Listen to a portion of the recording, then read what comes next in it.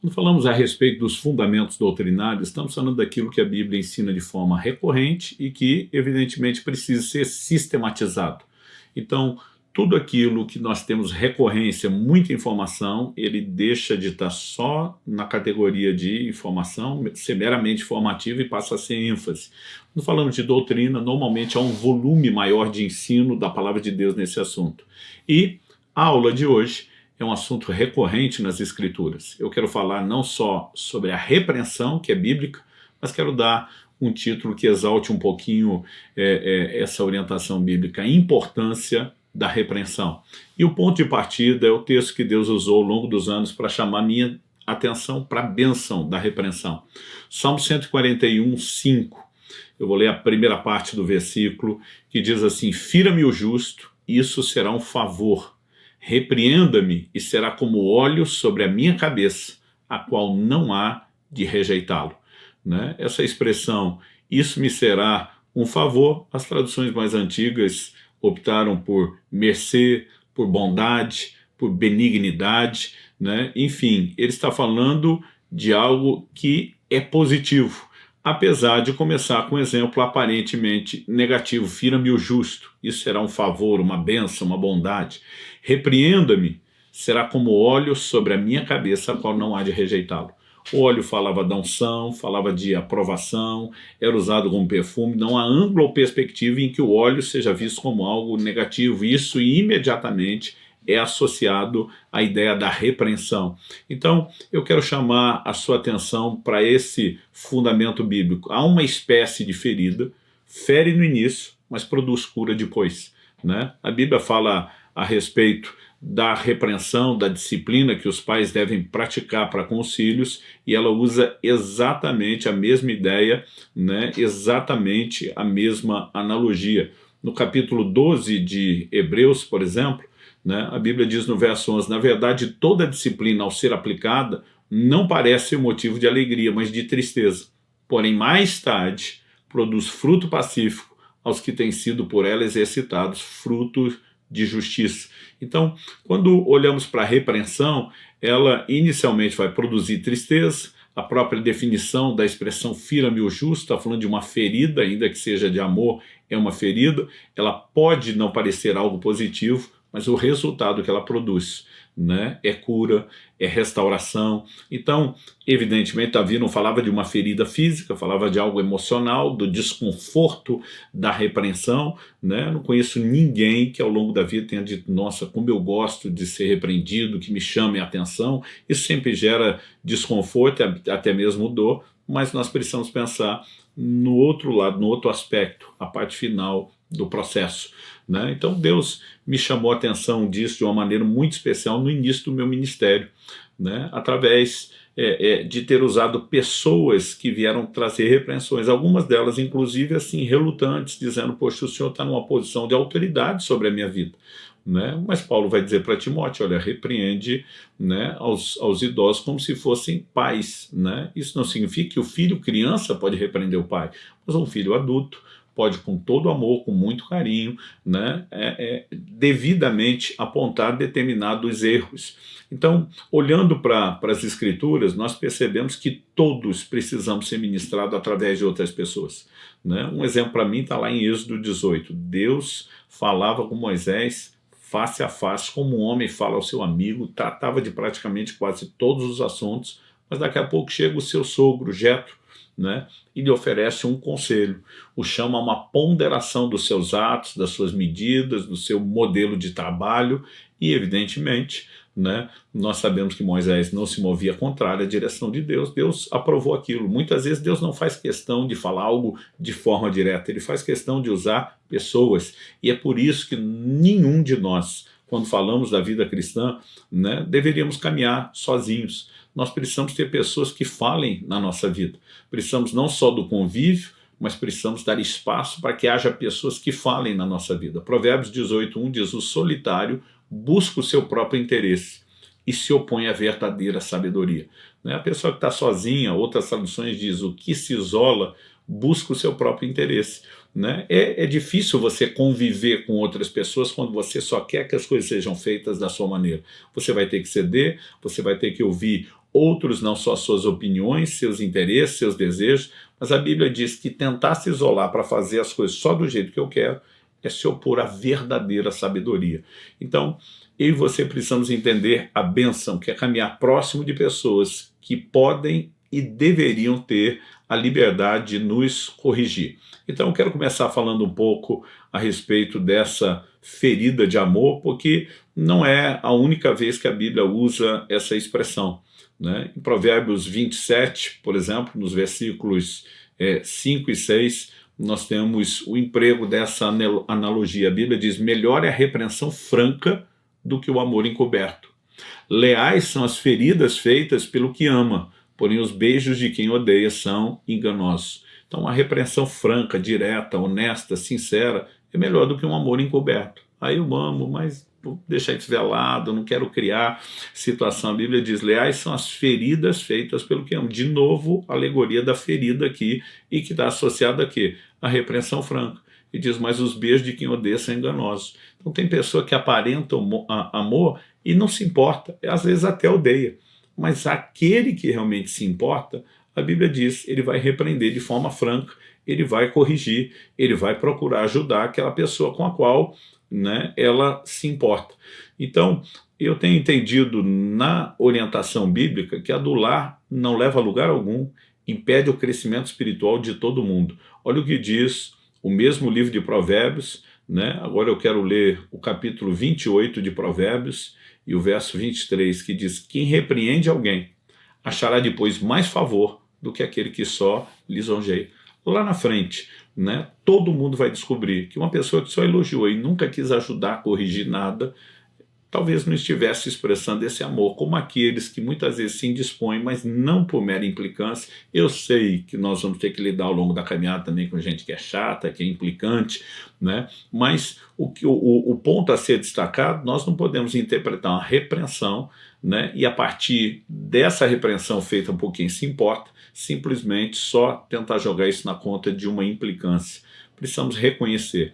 A verdade, ela sempre deve ser dita, né? Os apóstolos Paulo e Pedro viveram aí uma colisão, um confronto que a Bíblia faz questão de registrar, né? Está lá no livro de Gálatas, no capítulo 2, e dos versos 11 a 16 nós temos essa descrição. Tem um ditado no sul do país que às vezes a gente fala briga de cachorro grande, né? Eram líderes expressivos. Paulo diz assim, Gálatas 2, né, de 11, eu vou ler até o 14, não vou até o 16. O texto diz assim: quando porém Cefas veio a Antioquia, Cefas é o termo aramaico para o nome de Pedro, quando porém Cefas veio a Antioquia, resisti-lhe face a face, porque havia se tornado repreensível.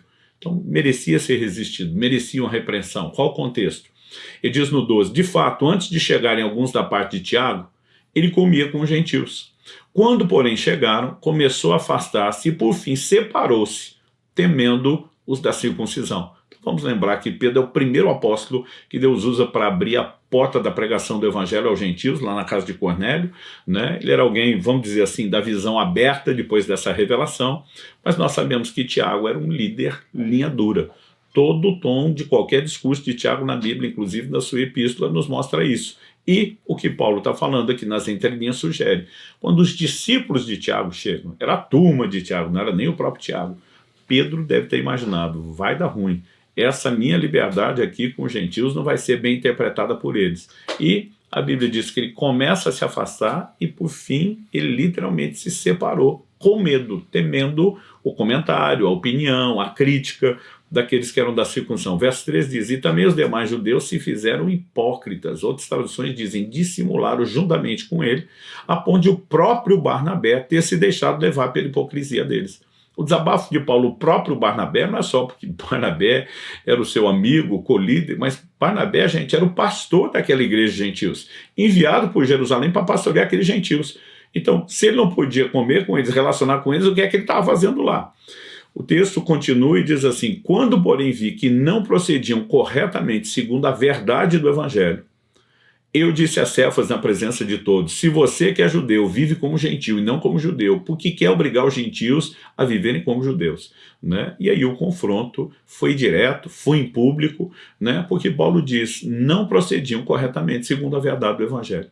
O que eu tenho aprendido é que no reino de Deus, né, ou é branco ou é preto, não tem um tom de cinza, a mistura de um e outro, né? E tem muita gente misturando o errado e o certo, né? E nós precisamos entender que o posicionamento de Paulo é: estavam se apartando da verdade do evangelho. A motivação de não criar confusão com a turma de Tiago pode ser boa, ok, mas à custa de princípios. Então, nós percebemos que não apenas entre cristãos imaturos, mas mesmo entre crentes maduros, a repreensão precisa ser praticada, e sempre que for necessária, ela precisa ser usada, né? Quem é o maduro de repreender tem que cumprir sua responsabilidade. O que precisa da repreensão deveria aceitá-la e ser grato, porque no final das contas ela é bênção, mas nós temos que reconhecer que existem essas feridas de amor, e elas são parte daquilo que a palavra de Deus nos ensina no dia a dia. Repreender também não é dever somente do pastor, de um líder espiritual. Cada cristão deve fazê-lo, né? O ensino de Cristo, por exemplo, aponta para isso. No Evangelho de Lucas, no capítulo 3, Jesus diz assim: tenham cuidado, se o seu irmão pecar, repreenda-o, se ele se arrepender, perdoe-lhe, né? Então Jesus está dizendo que mesmo antes de oferecer o perdão para quem arrependeu, para que haja arrependimento tem que ter repreensão. Então ele diz: se o seu irmão pecar, repreenda-o. Isso não é apenas para quem está numa posição de autoridade, né? Agora, por outro lado, há momentos em que aqueles que estão numa posição de autoridade estabelecida por Deus vão ter que usar essa autoridade para repreensão. Mas isso não significa que somente eles possam fazer, né? Tito, capítulo 2, verso 15, Paulo diz: ensina essas coisas, também exorte e repreenda com toda a autoridade, e que ninguém despreze você, né? Agora, apesar de muitas vezes os que estão na posição de autoridade terem que repreender, repito, isso não limita somente a eles esse posicionamento.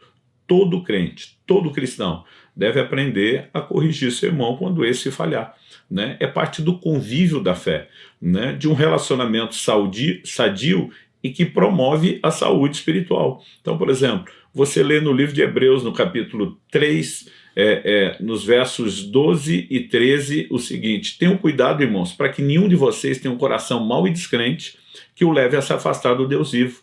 Pelo contrário, animem-se uns aos outros todos os dias, durante o tempo que se chama hoje, a fim de que nenhum de vocês seja endurecido pelo engano do pecado. Primeira advertência bíblica é o cuidado que cada um de nós deve ter consigo mesmo, né? Mas, por outro lado, quando nós olhamos para a orientação bíblica, nós também percebemos um pouco mais do que isso, né? Nós percebemos Deus nos chamando a esse lugar de cuidarmos não apenas de nós mesmos, mas também, né, de cuidarmos uns dos outros, de exortarmos uns aos outros. E o livro de Hebreus, o mesmo livro que traz essa advertência, né, do que diz respeito a essa resposta pessoal, também vai falar a respeito daquilo que nós devemos fazer em relação aos nossos irmãos, exortando uns aos outros, orientando eles para que ninguém se aparte da verdade, para que ninguém, né, se distancie do Senhor, para que todos nós possamos, aliás, quando no capítulo 10 o livro de Hebreus fala a respeito da importância de congregar,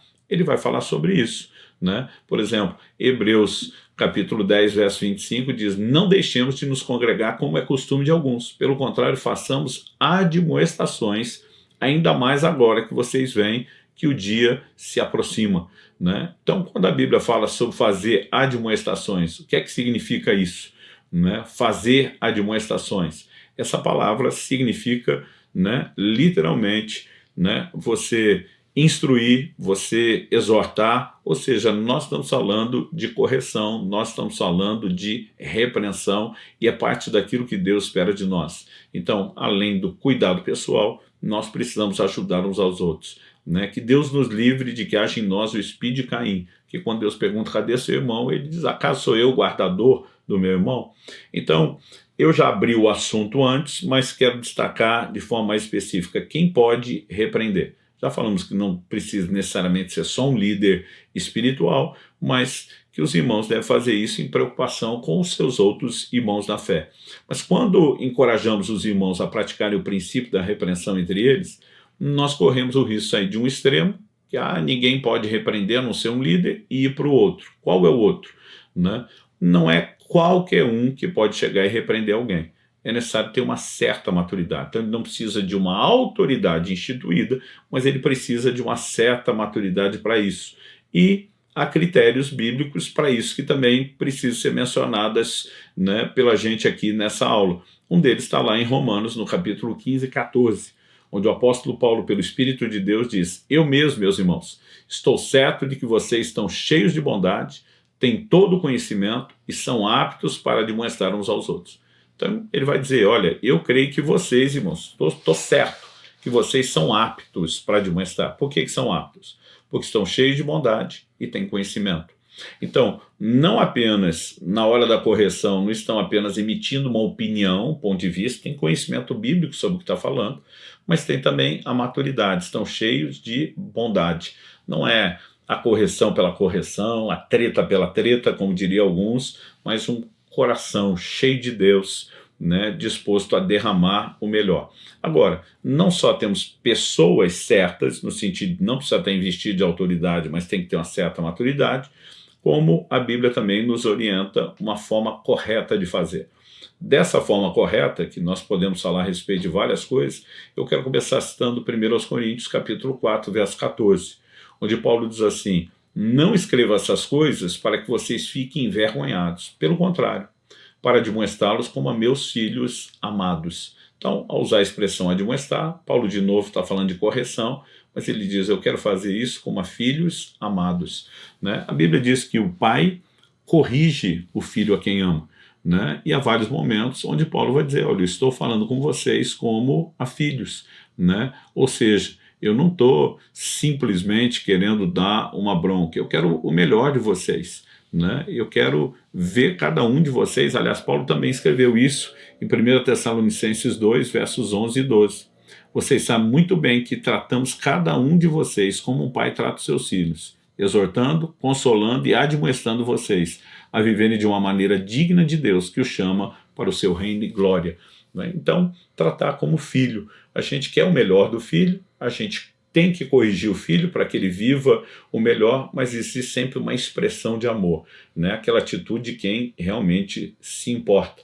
Né? Gálatas capítulo 6, verso 1, vai falar a respeito de algo que também é importante, está associado àquele critério que Paulo fala da bondade, mas ele dá aqui uma outra terminologia. Gálatas 6, 1 diz: irmãos, se alguém for surpreendido em alguma falta, vocês são espirituais, restaure essa pessoa com espírito de brandura. Outras traduções dizem com espírito de mansidão. E cada um tenha cuidado para que não seja também tentado. Ou seja, mesmo você que está lá corrigindo o seu irmão, que vai ter a atitude correta, lembra que o que aconteceu com ele poderia acontecer com você. Né? Mas nós precisamos de fato entender. O verso 2 diz: levem as cargas uns dos outros, e assim estarão cumprindo a lei de Cristo. Né? Quando estamos corrigindo nossos irmãos, estamos ajudando eles a carregar a sua carga, estamos orientando eles como de fato podem caminhar de forma correta na presença de Deus. Agora, além de tratar com filhos amados, com espírito de mansidão, né, eu vejo na palavra de Deus que nós precisamos de sensibilidade para tratar cada caso. Né? Digo isso porque nem toda situação ela merece necessariamente o mesmo tratamento.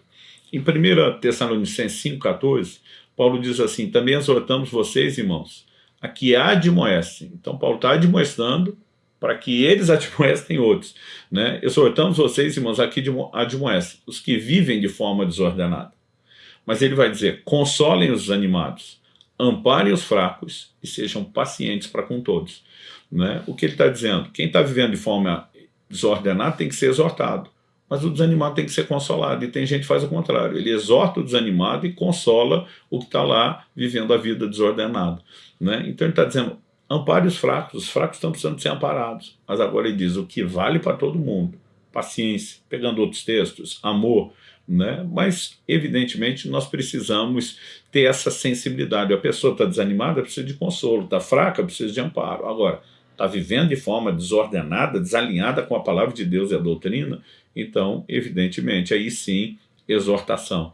Né? E Paulo também fala em 2 Tessalonicenses, no capítulo 3 e no verso 15, a respeito, né, de um tratamento, parece até óbvio demais ter que mencionar, mas acredito que sempre é importante lembrar. Ele está falando de uma pessoa, né, que havia pecado, ele fala para os irmãos não se associem com ele para que ele fique envergonhado, queria o arrependimento, mas no verso 15, 2 Tessalonicenses 3, ele diz: contudo, não o tratem como inimigo, mas admoestem-no como irmão. Errou, mas ainda é irmão. É um irmão que pode ser restaurado, é um irmão que pode se arrepender, é um irmão que merece a repreensão, merece a disciplina, mas ainda é o nosso irmão, né? E o posicionamento da disciplina e da repreensão é de quem diz: nós não estamos desistindo de você, pelo contrário, estamos lutando por você, queremos recuperá-lo, queremos vê-lo sarado.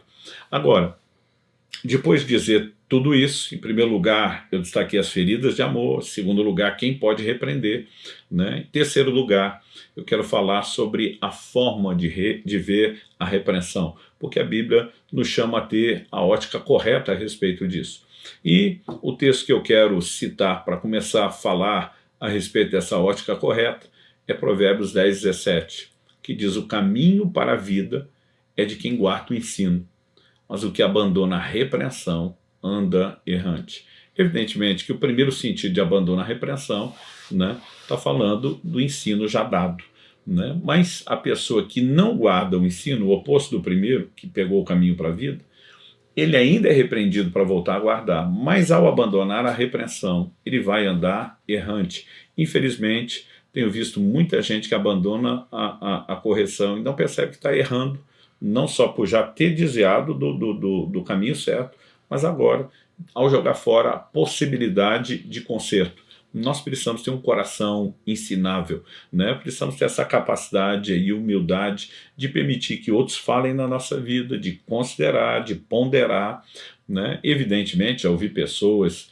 que, em nome de uma repreensão, estavam fazendo críticas movidas de uma visão distorcida, né? Não dá para a gente esgotar todo o assunto aqui, mas estou falando daquilo onde alguém pontua com clareza, não só cheio de bondade, com conhecimento bíblico: olha, isso é errado por causa disso, disso e disso, né? Paulo, quando fez isso com Pedro, falou: olha, você, sendo judeu, vive como gentil e agora quer obrigar o gentil a viver como judeu. Ele apresenta a incoerência e diz: não dá, meu amigo, não dá, isso tem que ser revisto, né? Provérbios capítulo 12, verso 1, também vai falar a respeito daquele que abandona a repreensão e classifica a sua falta de sabedoria assim: quem ama a disciplina, ama o conhecimento. Disciplina aqui é correção. Mas o que odeia a repreensão é tolo, né? Outras traduções usam uma palavra um pouquinho mais contundente e dizem é estúpido, né? Porque não há o menor bom senso, não há a menor sensatez em abandonar a correção. A correção é um instrumento de Deus para o nosso crescimento, né? Para a nossa melhoria em todas as áreas. Provérbios fala muito sobre isso. Eu quero citar agora Provérbios 17, 10, que fala do prudente como sendo ensinável. Então, a Escritura pontua o seguinte, Provérbios 17, 10, uma repreensão cala mais fundo em quem tem juízo do que 100 chicotadas no insensato. Quem é um insensato? Não importa, vai, né, apanhar, vai ser açoitado, ele não permite. Mas quem tem juízo, né, e outras traduções vão apresentar isso, né, com um linguajar, né, dizendo assim, que ele é prudente, né? A Almeida Revista Atualizada diz: mais fundo entra a repreensão no prudente do que 100 açoites no insensato. Então, nós precisamos de fato entender que existe prudência em receber, né, a repreensão. Se por um lado há uma estupidez de quem não recebe, o prudente, ele é ensinável, ele se abre para a correção, ele permite pelo menos, né, que aquilo que foi dito seja digerido, seja processado, que se pense, que se avalie. Provérbios capítulo 25, verso 12, também vai falar do lucro, né, daquele que aceita a repreensão, do ganho. Logicamente não estamos falando de lucro financeiro, literal, mas a Bíblia usa essa analogia, diz: como pendentes e joias de ouro puro, assim a repreensão dada por um sábio a um ouvinte atento.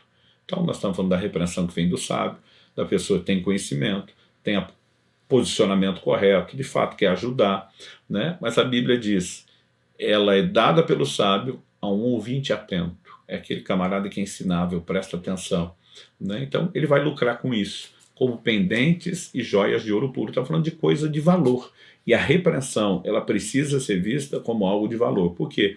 A despeito do desconforto que ela gera no momento, nós precisamos entender onde que ela nos leva. O ganho não é a repreensão em si, é a possibilidade de mudar a nossa vida, de ajustar a nossa vida, de entender que Deus envia pessoas, né? Ao longo da Escritura não vemos apenas profetas enviados com uma mensagem muito clara, específica de repreensão, né? de erros, de pecados. A gente faz a distinção entre as duas coisas, né? Mas até mesmo erros precisam de repreensão e as pessoas têm que ser corrigidas para que possam repará-los. Agora, há pessoas que simplesmente, por uma análise fria, como o Jetro fez com Moisés, diz: meu amigo, não tem como isso dar certo, não tem como dar certo, né? Você vê o apóstolo Paulo se posicionando diante de Pedro e a discussão não é só doutrinária, ele simplesmente está aplicando a lógica básica. Peraí, você é judeu, vive como gentil, e agora quer obrigar o gentil a viver como judeu? Onde é que está, né, a coerência disso tudo? Né? Por que dois pesos, duas medidas? Então, muitas vezes é essa análise fria, não se depende nem sempre de um conhecimento teológico profundo. Outras vezes é o conhecimento de vida, é a sensatez, e em outros momentos a instrução e a orientação bíblica tem que ser devidamente apresentada. Davi tinha pecado no caso de Batseba e de Urias, não estava arrependido. O profeta Natan vem e ele usa de uma didática assim fora do comum, né? Ele não diz que está falando de Davi, ele cria uma alegoria em cima do que Davi fez, apresenta o caso a Davi e Davi fica indignado, né? Porque, como disse Jesus, a gente consegue enxergar o cisco no olho do irmão, mas às vezes não vê a trave no nosso. Então, nós não podemos achar que simplesmente aceitar a repreensão é uma coisa muito simples. Às vezes nós temos dificuldade de entender que estamos errados e, para isso, aceitar a repreensão. Mas aí vem Natan e usa uma didática incrível, ele estabelece um paralelo. Davi fica indignado com o homem, depois ele diz: o homem é você, avalia o que você fez. De repente parece que a ficha cai para Davi, porque agora tem uma outra perspectiva. Então eu tenho aprendido que repreender não tem a ver só com aquilo que a gente fala, tem a ver também com a forma como a gente fala. E muitas vezes, quanto mais amorosos, bondosos, né, cheios de mansidão, de respeito, nós comunicamos a repreensão, mais resultado ela pode surgir para aquele que talvez não é que ele não quer mudar o seu comportamento, é porque muitas vezes ele pode não estar enxergando o erro do seu comportamento, né? Precisamos aprender e ouvir a repreensão, por mais desconfortável que seja no momento que recebemos. A ideia é sempre focar naquilo que vem depois. Eu citei antes, mas quero ler de novo, né? Hebreus capítulo 12, no verso 11, que diz o seguinte: na verdade, toda disciplina, ao ser aplicada, não parece ser motivo de alegria, mas de tristeza. Porém, mais tarde, produz fruto pacífico aos que têm sido por ela exercitados, frutos de justiça. O autor de Hebreus continua e diz nos versos 12 e 13: por isso, levantem as mãos cansadas, fortaleçam os joelhos vacilantes, façam caminhos retos para os seus pés, para que o manco não se desvie, mas seja curado. Né? Quem é o manco aqui? É aquele que está falhando na caminhada. Ele está dizendo: nós não queremos que se desvie, nós queremos que ele seja curado, que haja restauração. No verso 14 ele diz: procurem viver em paz com todos, mesmo com aquele que você vai corrigir e repreender. Não tem que ser uma cisão, não tem que ser uma briga, mas o texto diz: e busquem a santificação, sem a qual ninguém verá o Senhor. Agora, ele está falando de buscar a santificação depois de, no verso 10, dizer que Deus nos disciplina para o nosso próprio bem, a fim de que a gente seja participante da sua santidade. Então, cristãos precisam ser orientados que a correção é parte da estrutura, do sistema que Deus usa para aperfeiçoar a nossa santidade, nos ajudar a enxergar, eliminar erros, corrigi-los, nos retratar, se necessário for, né? E a minha oração é que de fato a gente entenda aquilo que o salmista entendeu e que a gente possa, de bom grado, né, fazer a mesma declaração que ele. Isso é fruto de quem tem discernimento espiritual, caminhada de vida, bagagem, maturidade.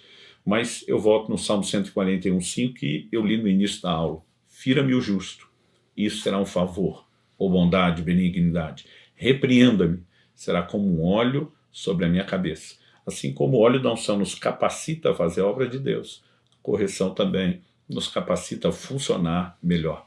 Deus nos ajude a entender e praticar tanto o ato de repreender corretamente, como de aceitar a repreensão.